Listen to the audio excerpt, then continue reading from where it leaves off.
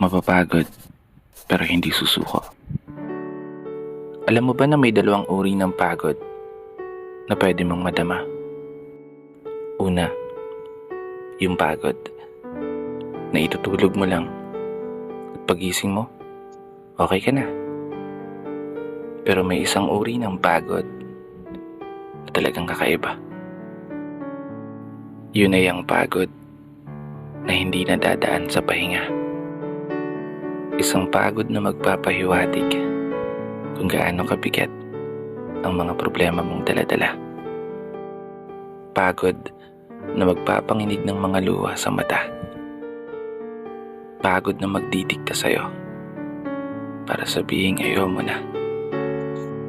Mapapatanong ka na lang talaga, saan nga ba ang direksyon ng aking mga paa? Mga paang tila pagod na sa kakahakbang. Mga paang ngimay na sa kada tapak sa baitang ng hagdan. Isang hagdan na magdadala sa akin patungo sa isang palapag na pinapangarap ko. Mapapagod pero hindi susuko. Magpapahinga pero hindi hihinto. Para sa pamilya at para sa pangarap, palaging pipiliin na magpatuloy. Kasi alam mo, kung ang pagod ay kapalit ng magandang kinabukasan, wala kang dahilan para sukuan ng pagod.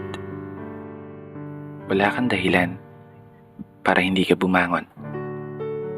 Wala kang dahilan para tuluyang magpalamon sa pagod na magbibigay sa iyo ng mga hamon at pagsubok na susukat sa iyong katatagan at kagustuhang makaahon, kagustuhang umasenso at kagustuhang magtagumpay at tuluyang makamtan yung magandang buhay na gusto mong mapasakamay.